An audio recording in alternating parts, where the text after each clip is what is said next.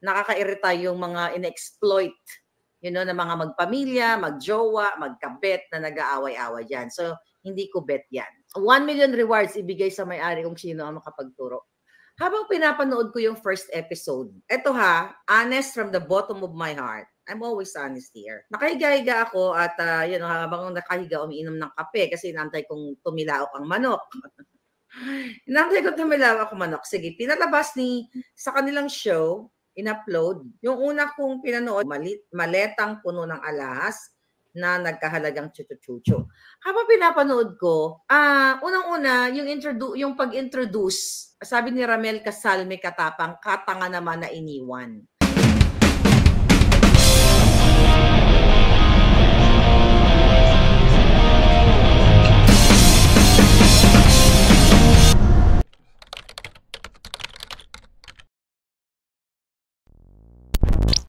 Hey guys, what's up? Ano ba Sean Wayne today? Tara, pag-usapan natin itong comment ng maraming netizen about dito nga sa issue ng maleta na nawala sa NAIA na ang laman ay nagkakahalagang 50 million. So yesterday, actually nag-post ako, hindi ako mapakali. So sabi ko nga rito sa post ko na to, sabi ko, I have another question. If you're that rich, you have influence. True enough. No, true enough. Bakit? So, sinerch ko kung sino si Maricor Flores. I don't know her. I don't know kung ano ang niya, ang eksena niya. So, I was able to pull up her IG account. So, ito po yung IG account ni Miss Flores. Sabi nga rito, Maricor Flores with 16.3 thousand followers. And so sabi nga niya rito, she's the CEO, founder, skincare manufacturer, lifestyle, motivation, positivity, self-love, family, travel, and beauty. Okay. So, kung makikita nyo nga rito, actually may nakita akong post dito na nakasama niya si Rufa Gutierrez at saka si Jinky Pacquiao. Okay. Sabi nga dito, wait, Version Lifestyle Center is deemed to be the newest one-stop beauty paradise of the South for those who want to experience a real glam. Version Lifestyle, okay. So, makikita dito, yan. So, dito, sabi niya rito, my heart is filled with overwhelming gratitude for my business partners and fellow empowered women, Jinky Pacquiao and si Rufa Gutierrez for their successful anniversary of Jinky Skin and the launch of Guts and Glow. Cheers to the best years ahead. Ayan. So, siguro, we are going to assume that, tawag dito, siya ang nagma-manufacture ng mga skincare na binibenta nila Miss Rufa Gutierrez at saka ni Jinky Pacquiao. So, totoo naman yung sinabi ko, no? Kung talagang mayaman ka, sa yaman mong yan, very influential ka to the point that you're connected with rich people and powerful, most probably. Diba? Baba tayo konti. Asan si Jinky? Meron siyang picture dito with Jinky. Ito again with Miss Rufa Gutierrez. This was 77 weeks ago. So basically a year ago. Ayan, si Jinky. And happiest birthday. I'm truly blessed to have part of your journey towards achieving several goals. Yet aside from helping me attain that we have accomplished in our ventures, it is in your love as a sister and Christ, blah, blah, blah. Okay, so basically, again, siya yung nagmamanufacture mga skincare ni Jinky Pacquiao. Okay, so for yun lang nakita ko, si Jinky at saka si Miss Rufa. Timeless, I am World Corporation for the opportunity to work with you. Again, big time talaga. Big time yung mga nagiging kliyente niya. Ayan, I am worldwide. So, ayan, Ian Veneracion and Paulo Bustamante, just want to thank you for the effort rendered in our venture. Yesterday's launch was indeed a dream come true. Okay, so may picture pa silang dalawa ni People Asia. Messages gratitude, amazing Ian for being a brighter star in real life than he is on cam. Aside from that, para charm and talent, marami na siyang venture. Yan, People Asia, she's also here. Tama ba? Where is she? Ayun, that's her. Diba? So, ito siya. So, basically, established businesswoman. Okay? As she said, she's a founder and founder of skincare manufacturer. So, syempre, di ba? Alangan naman hindi natin i-search yung kanyang business. So, ito po yung kanyang negosyo, South Care. Kung ang magiging basehan natin yung ID niya, okay? Or dito na lang, sa write-up sa kanya. Ayan, dito ko nakuha. So, meron pong isang write-up sa kanya back in March 31, 2023. Woman on Fire, How a Blessing in Disguise Ignite Maricor Monton Flores to Build a Beauty Empire. Okay? So, life is a series of choices. It's either we choose to sink or soil and yada, yada, yada. That encapsulates Maricor Flores, Chief Executive Officer and founder of South Care Cosmetics Manufacturing Inc. So, ito po yung website na nakita ko about sa South Care. Okay? So, lumalabas dito, if we're gonna go and check, ayan, South Care Manufacturing Inc. is a private corporation established in 2010. It provides a one-stop solution from research and development, formulation, design, production, and distribution of skincare, cosmetics, and personal care products. No? Ito yung kanilang mga ginagawa. Yan, our facility, our best mass production. At best mass production, we provide high quality and cost-effective services to manufacturers, all-in, stock formula, custom formula, product. So marami silang minamanufacture. Yan, as you can see here. Hindi ko lang alam kung saan sila exactly located. So they didn't even bother to write.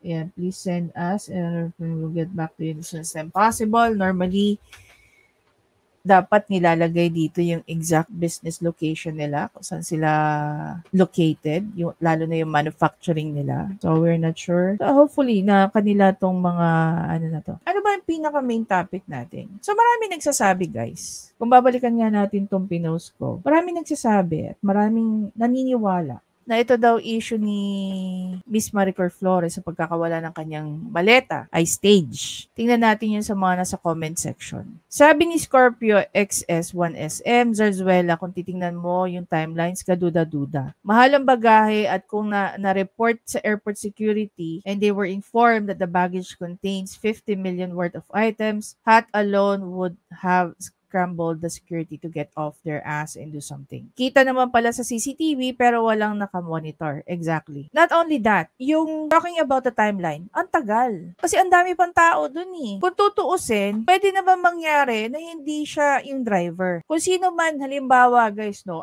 kung ako halimbawa, nakaupo ako dun. Tapos nakita ko na naiwan ng babae. Ito pa yung isa. Kung ako nakaupo doon, tapos nakita ko na si Miss Maricor Flores, naiwan niya yung bagahe. Napaka-imposible na walang concerned citizen ang ipapatigil yung sasakyan. Knowing that, hindi naman fast-moving ang area na yan. Guys, madalas ako sa NAIA. Madaling araw lang, maluwag ang sa lugar na yan. Ngayon, if we're talking about madaling araw, anong oras ba dumating si Miss Maricor? I-assume ko na hindi madaling araw kasi maraming tao eh. Tapos hindi naman ganun ka-fast moving yung takbo. As a concerned citizen, tatawagin ko kaagad yung attention nung may-ari nung maleta. Regardless kung ano ang value ng maleta. Bakit hindi nagkaroon ng concern yung mga taong nakatayo doon?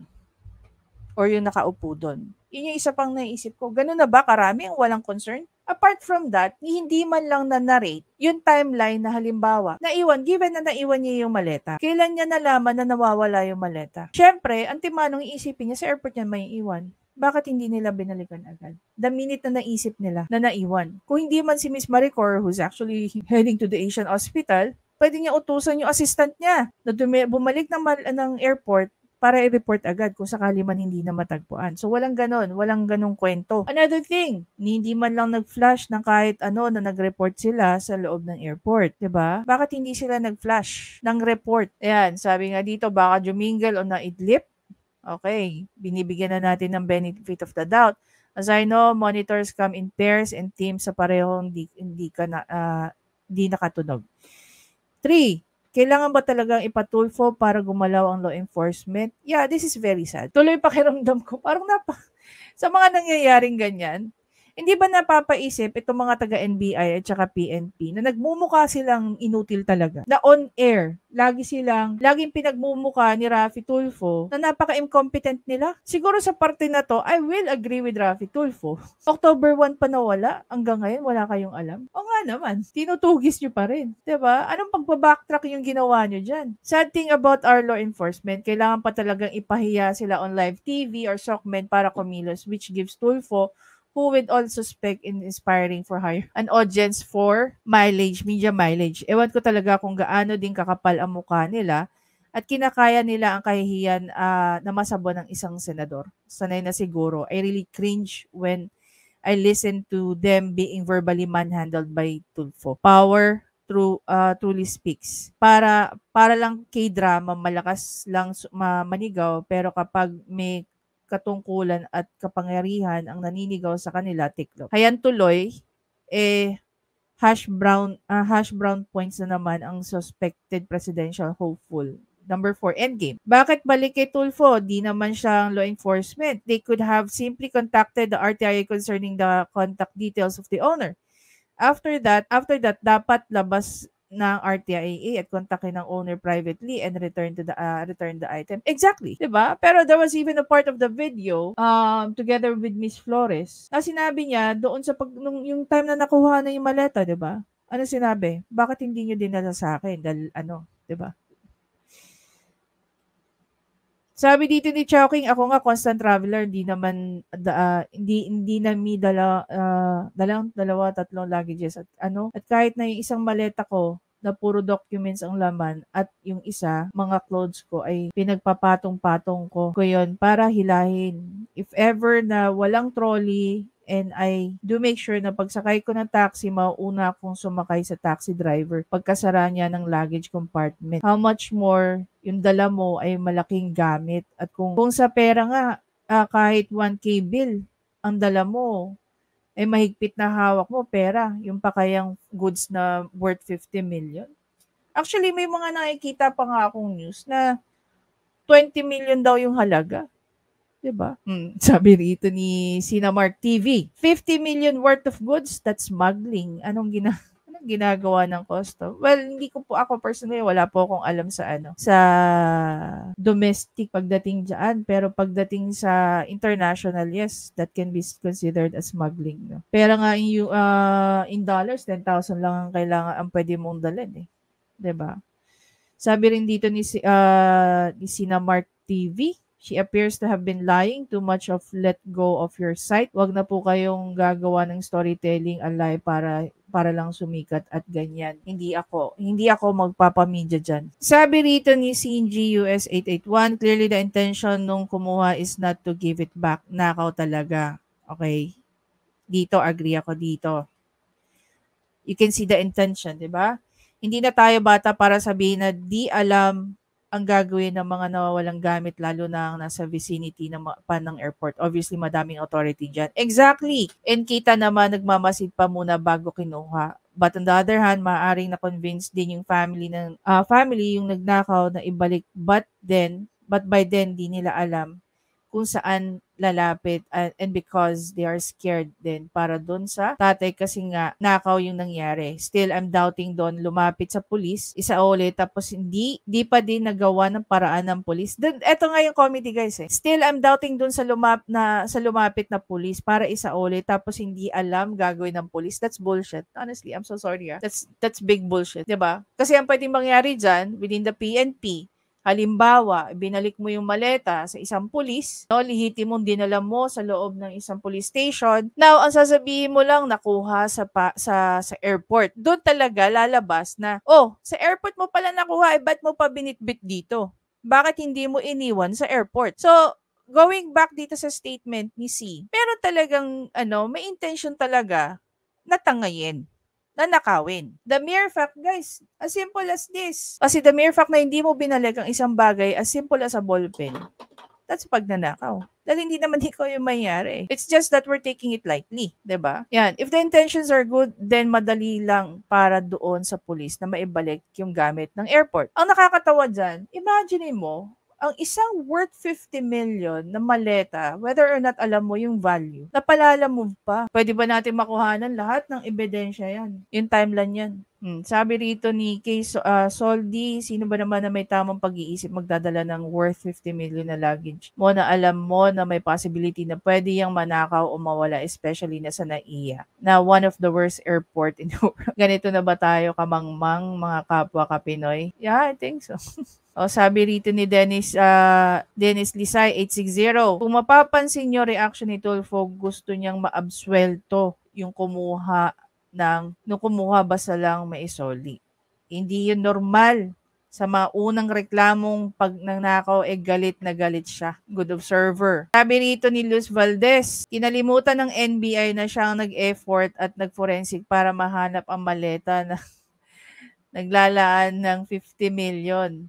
Sabi rin dito ng isa, not victim blaming but it was mainly her fault for leaving the luggage where she was standing when she could have brought it closer to her car. These rich people always rely on their drivers. Man can't even offer them some help. I can't with their entitlement, frankly speaking though. To be honest, sa tingin ko, this is all about exposure ni girl at ni Tulfo. Okay na drama, it's all about content. Sabi ni Ricardo, imagine nagawa mong hilahin ang maleta mo pero nung dumating ang sasakyan mo, ikakarga mo lang, hindi mo pa magawa. Buti hindi ka pa napabuhat. Sabi dito ni Healthy Life, Tulfo is running as president, stage show.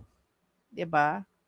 Pero come to think of it, guys, ang daming Sabi ni Jam dito, I don't buy it, halatang stage, sinong siraulo ang iiwan na malaking halaga. Sabi dito ni Roger, dapat tumawag agad ng security, paano kung bomba pala ang laman? Sabi dito ng isang Robar Bayaso by Nosa, scripted po ang paglabas nila ng ganyan. Lahat na lang gagawin nila sumikat preparing for something on his political career. One of these days, lalabas din ang totoo about this or this stage show. Sabi ni Joel, galing ng script tapos all authorities na dapat lapitan at hingin ng tulong ni Tulfo pa ang hingan. Hindi nga. Sabi dito ni Flor Principe, ay retired seafarer po at napakahigpit ng custom regulations. Kung may mauwi kang $10,000 na hard-earned money, kailangan mo i-declare ngayon. Nagtitake ako ng kung paano malulusot ang 1 milyong halaga na may kasama pang alahas. Smell something fishy and there goes empty Mr. Gun standing. Good timing, idol. Basta big scene. You're always present. Anyway, guys. No, we have a long list. So, ang daming naniniwala na itong nangyari kay Miss Flores sa isang stage. Sa pagre-research ko, so hanap tayo. Wala bang nag-news man lang? Meron isa, guys. Ito, si News Flare. Sabi ni News Flare dito, police hunt thief seen stealing passenger suitcase containing $1 million of luxury goods. This was posted, sabi rito, film on Sunday, 1st of October 2023.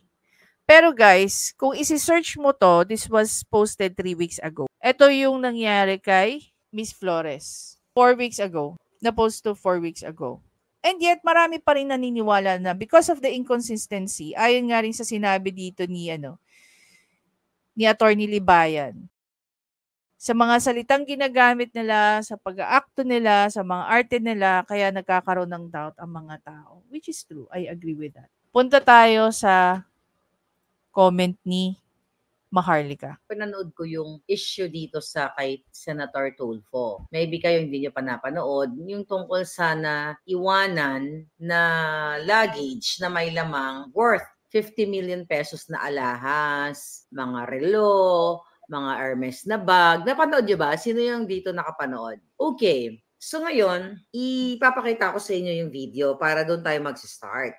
Kasi nung dalawang episode ang pinalabas ni Tulfo. So yung unang, ito muna yung picture. Okay?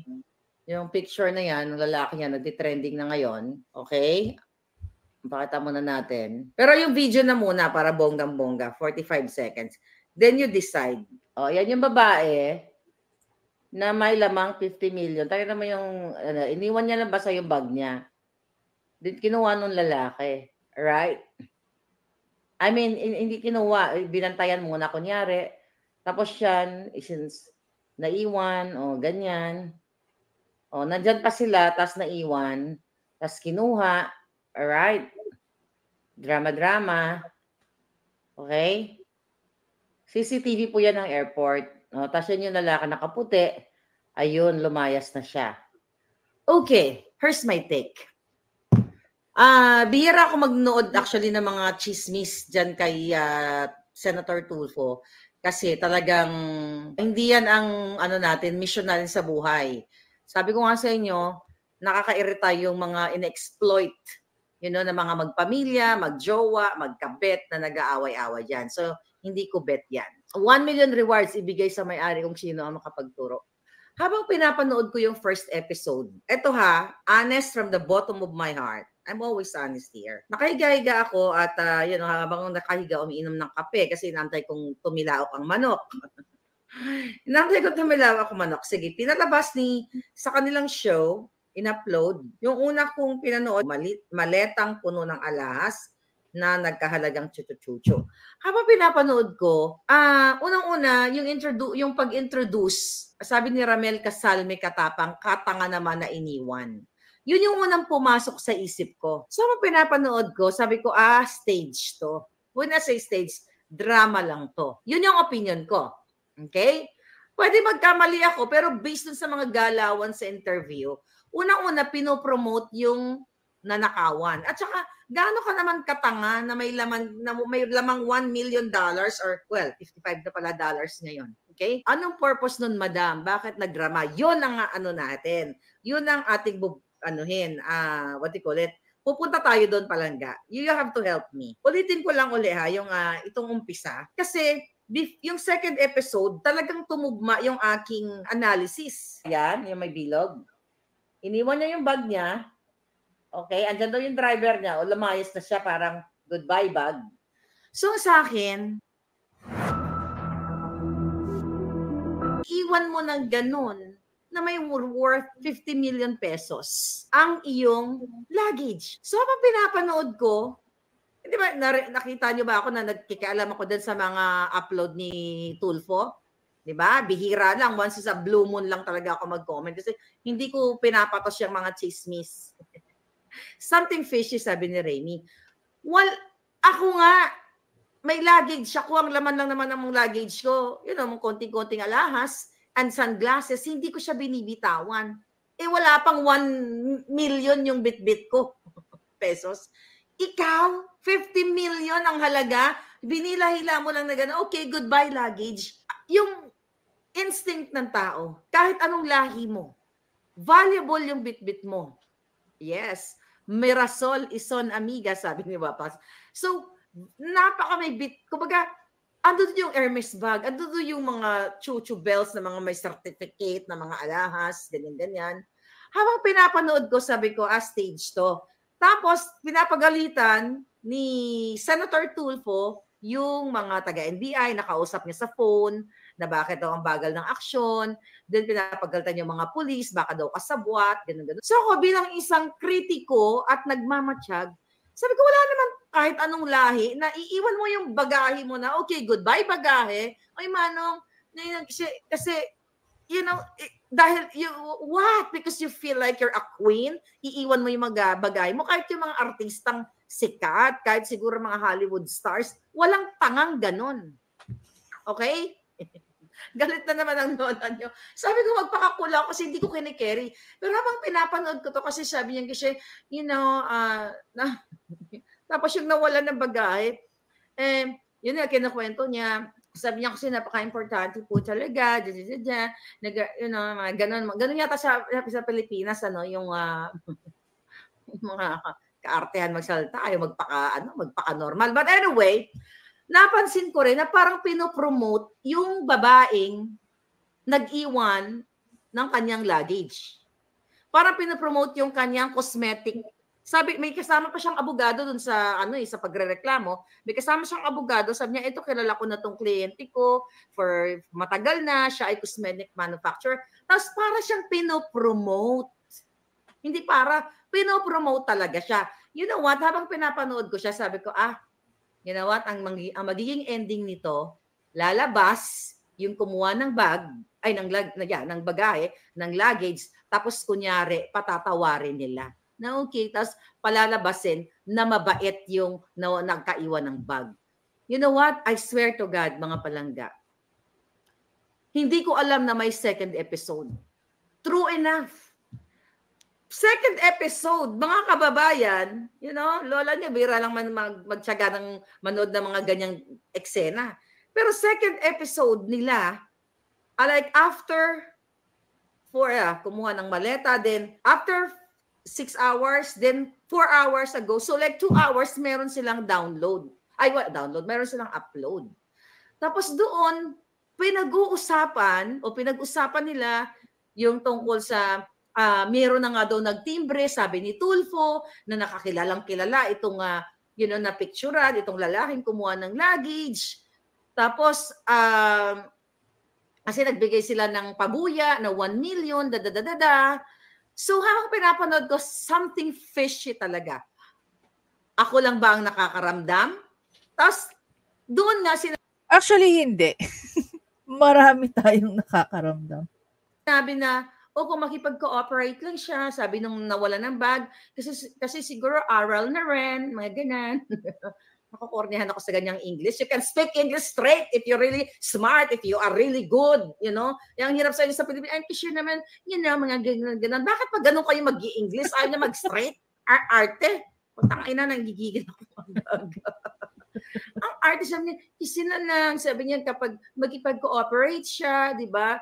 Kasi, tapos eto pa, napansin ko dun sa lawyer, na sinasabi niya na, siguro naman, ito yung lawyer nakasama nung nawala ng bag. Na kinuhaan daw ng bag. Na kesyo daw, kapag nakipag-cooperate yung kumuha ng luggage, na pwede naman nilang patawarin kasi hindi naman daw likas na masama ito. How did you know? How did you know, Raimi? Paano mo nalaman na yung kumuha ng luggage mo na nakikita ninyo ay hindi naman likas na masama? Hindi mo nga alam, 10 na pala kinitil na buhay. You don't know this person if you really don't know this person. Pero bakit doon sa Tulfo, interview, pinagtatanggol nyo na kagad yung kumuha ng luggage? At saka parang... Wait lang. Natatawa ako dito sa sinasabi ni Maharlika.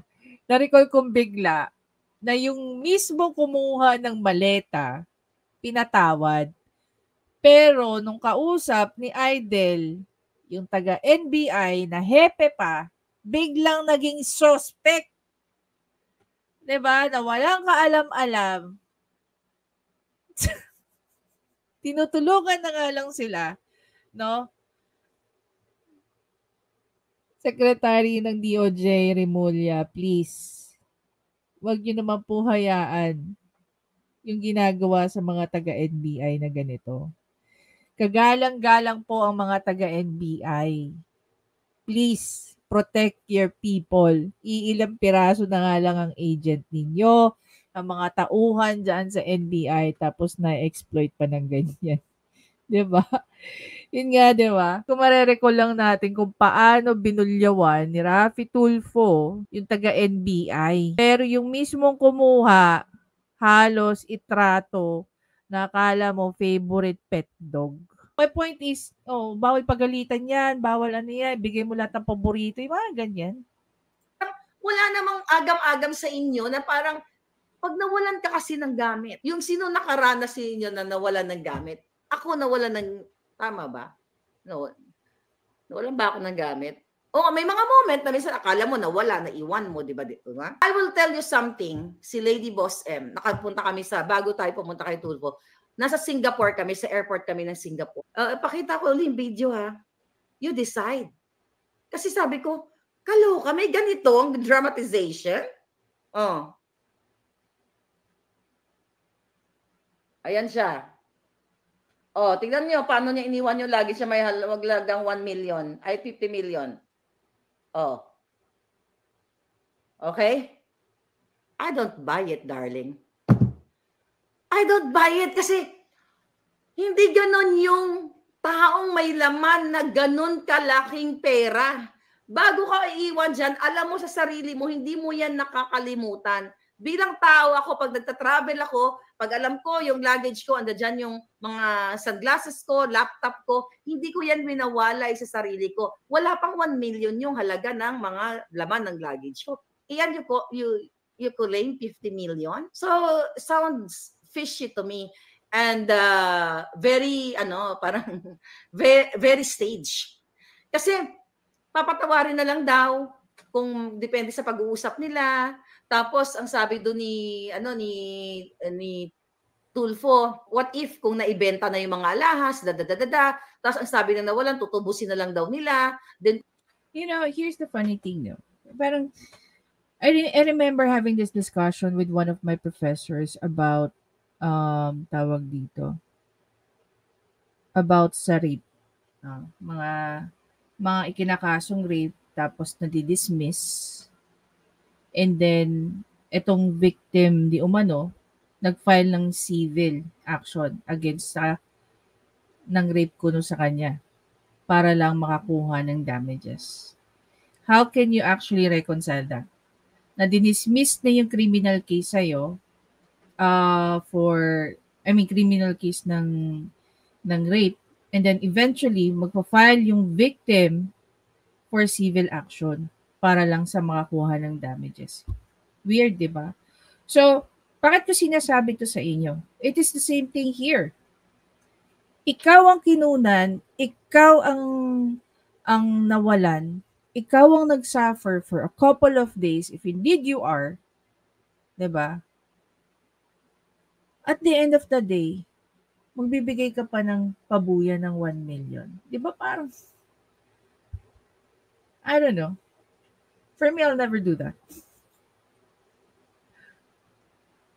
Diba? Thankful ako siguro. If all of this are, sabihin na lang natin totoo, enough na napatawarin ko yung pamilya nyo because malaking dagok din.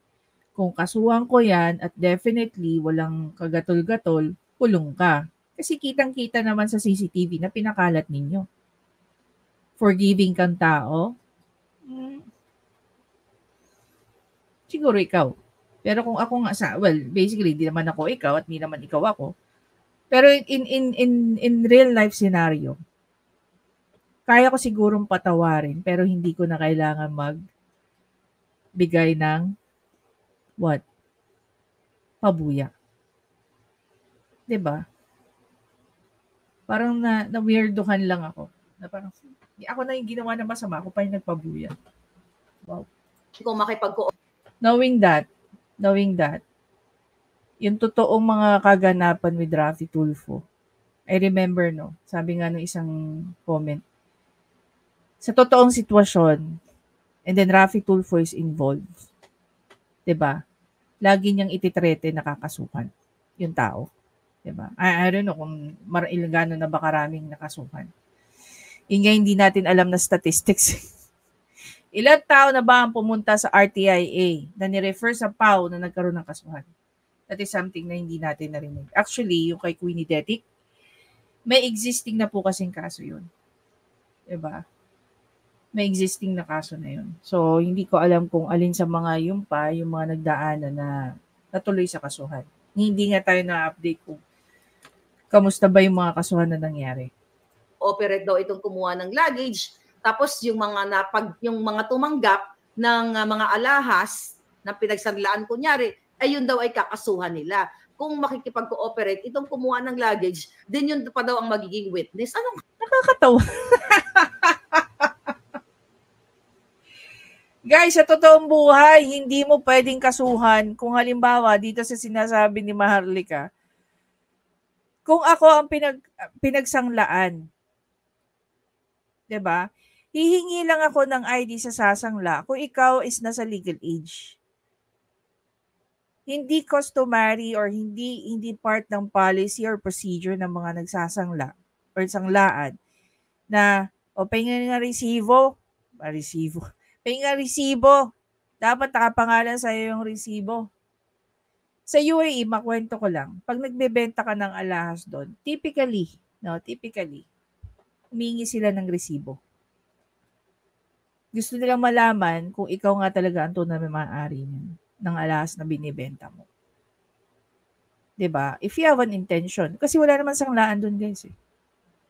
Wala kang pera, benta mo alahas mo. Pag may pera ka, bili ka ng alahas mo, then ibenta mo. Bakit? Kasi sa UAE or doon sa mga nag-aano talaga ng gold, ang gold po, nag-a-appreciate, hindi nagde-depreciate. May mga times parang ang gold po kasi para siyang langis, tumataas, bumababa. So pag mababa ang bilihan, maraming bumibili. Pag mataas ang bilihan, mataas din ang bentahan, saka binibenta. See? Anyway, balik tayo kay Marlica. Yan, sabi ko, my God, magiging hero pa ngayon, magiging witness pa ngayon yung kumuha ng lagis. Kasi pagtatanggol nyo, then later on, dun sa ending ng second video ni Tulfo, na kausap niya yung si attorney Jared, na kesyo i-push daw yung fencing law.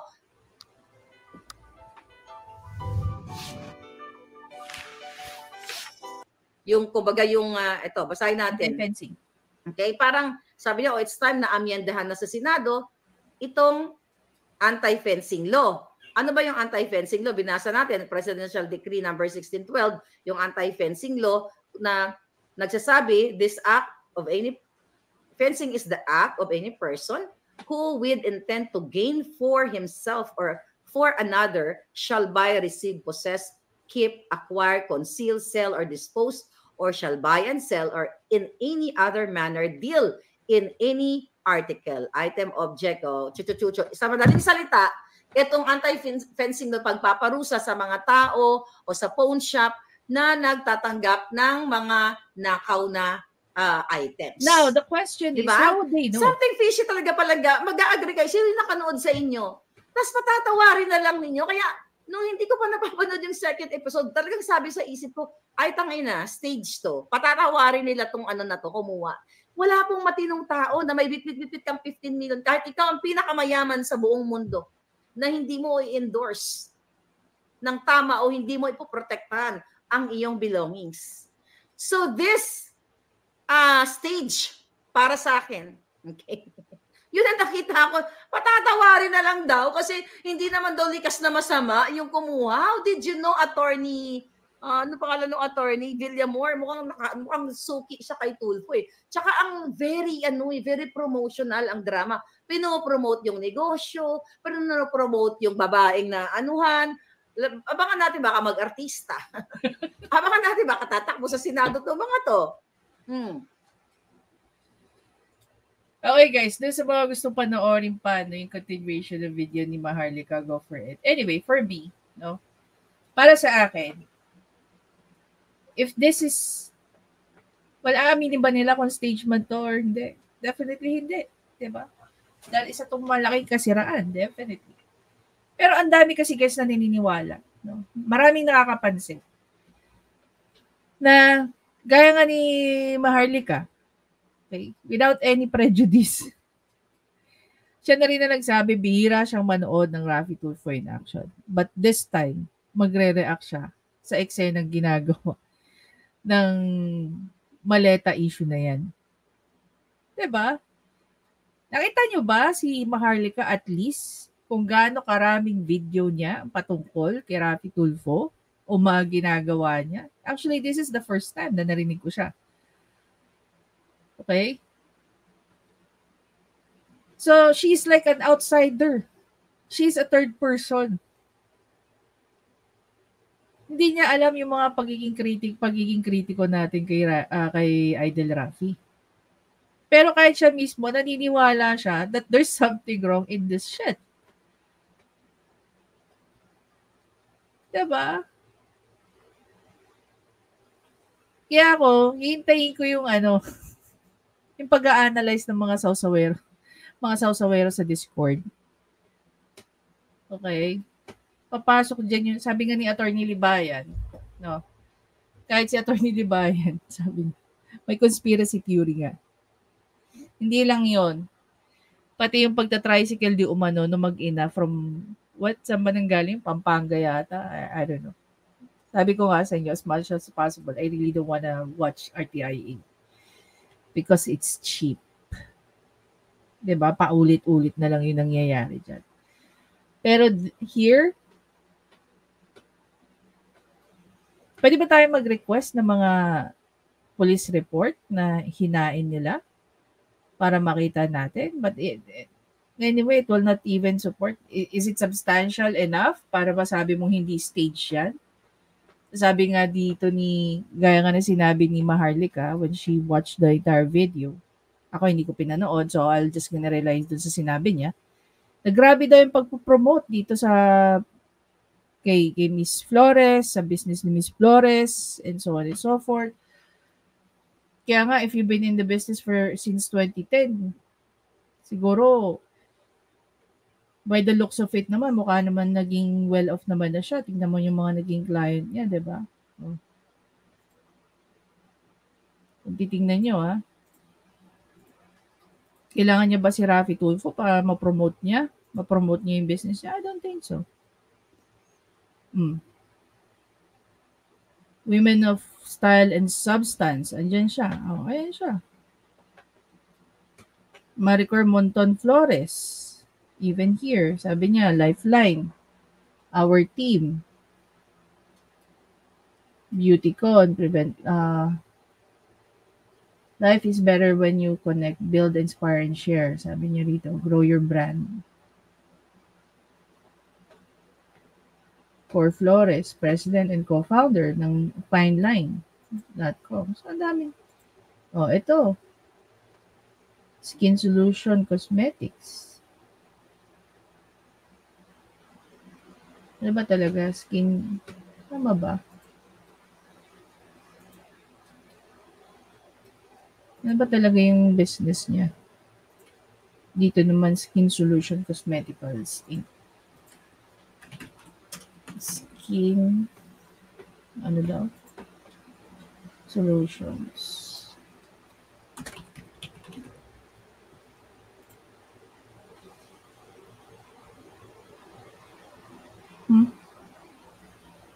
Wala siyang ano.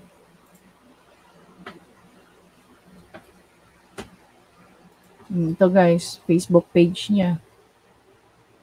So, alin ba talaga yung business niya?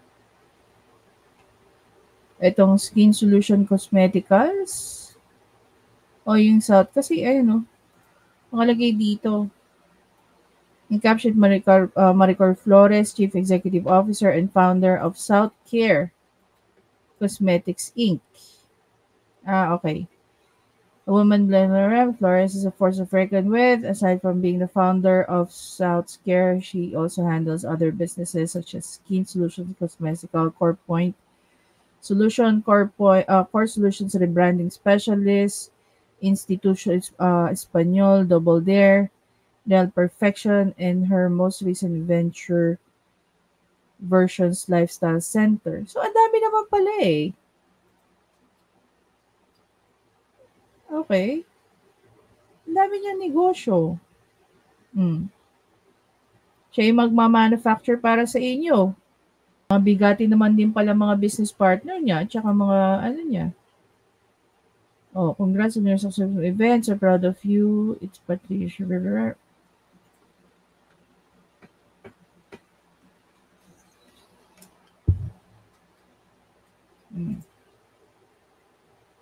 Yung remote. Bakit si Buwan? I can't wait for the lechon. Same bag. May pa, ano pa siya. Thank you very much. Blah, blah, blah. God bless. Or, I just don't get it. Supporter siya ni ano. Supporter ba? Speaking of connections. Started to be part of the 20K conference on future of business nation. More than 25 business agreements has been signed during the visit. Around 300 billion investment in the country and a projected employment of 80,000. So this was in Japan. 229 PRD time. Di sabi ko sa'yo. Di tama ako. Well connected.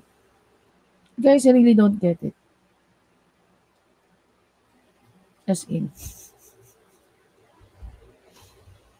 Talagang stage yan Ba't kailangan gawin stage? Her alone, she's okay. Diba? It so happened that people are not buying the drama. Anyway, hindi naging favorable ito para Ang ano lang dito is, baka because of this, no, because of the drama, kung stage man as what they think it is, as what we all think it is, hindi rin ito makakabuti para sa kanya. Sa yaman niya, sa dami niyang NMers, marami siyang company. Kung tutuusin nga like if this is, wait lang, going back. If this is her page, alam mo yun, she can invest running ads for this. Ano? Kailan to na-establish?